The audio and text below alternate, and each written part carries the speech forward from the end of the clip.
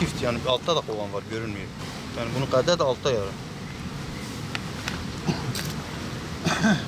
Bu köye getirdim bu sene bıraktım ilkbaharda ve akşam geldim kontrol ettim gittim hiçbir sıkıntı yoktu. Sabaha karşı burada Ayhan var. Ayhan abi beni aradı dedi arılarını su basmış. Çıktım geldim baktım kanal ihmali üzerinde su gelmiş. Bütün kovanlarım su ve çamura gömülmüş şekilde buldum. Ve çoğu yetkili yerleri aradım. Hiçbir tanesi gelip de bize yardımcı olmadı. Eğer zamanında gelseydi yardımcı olsaydı en azından balım zaten gitti. Hasatı almadım. Hasatı almamıştım daha. Bal zaten gitti. En azından o kovanların içindeki hayvanları kurtarma şansımız %90, %80 olurdu. Ama maalesef hiçbir kurum bize yardımcı olmadı. Ne özel idare yardım etti, ne DSİ yardım etti, ne itfaiye yardım etti, ne belediye yardım etti. Yani bütün kurumları aradım. Yetkili mercileri aradıktan sonra gelmeye başladı. Geldikten de zaten iş işten geçmişti. Gördüğünüz gibi zaten bütün kovanlar batmış halde. Çoğu kovan zaten görünmüyor şu an.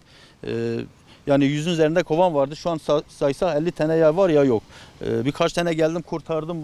Bu kenara attım ama onlar da artık içinde yaşarlar mı yaşamaz mı? Çünkü arı öyle bir şey ki suyu aldı mı çamur aldı mı artık yaşama şansı sıfır yani. Çünkü içinde günlük yumurtası var, yavrusu var. Bunlar hepsi sudan zaten ziyan oldu gitti.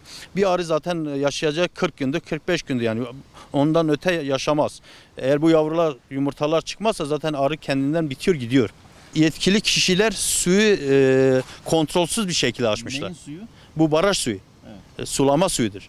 Evet. Arazi sulama suyudur ve kontrolsüz bir şekilde açtıkları için aşmış zaten her tarafta yolda geldiğinizde gördünüz herhalde. Yola kadar inmiş yani su. Ve gittik orada da gördük zaten su artık kanal üzerinde komple atmış yani bırak yavaş yavaş komple kanal üzerinde attığı için her tarafa yayılmış. Zayiat bunun 100 küsür ile 3 liradan sadece arı hesaplansa eder 300 milyar para.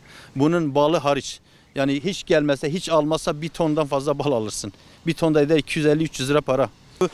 Her bir petekte 10'er tane çıta var. Her 10 çıtada en az 1000 tane arı var. Çift kat olduğu için her bir peteğimiz 20 çıtadır.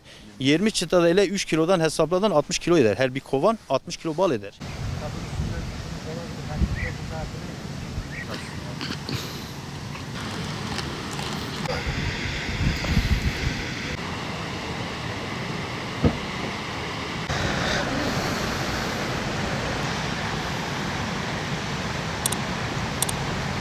Arıcılık yapıyorum. Arılarımı